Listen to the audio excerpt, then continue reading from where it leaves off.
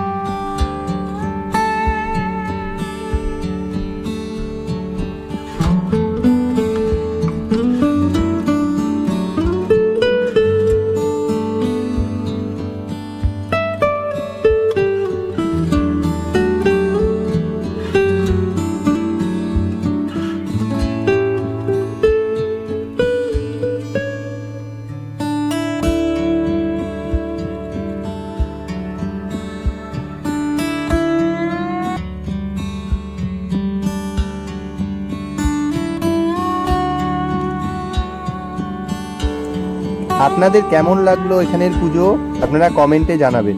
সকলের পুজো খুব ভালো কাটুক, আর আপনারা সকলে ভালো থাকবেন আর সুস্থ থাকবেন।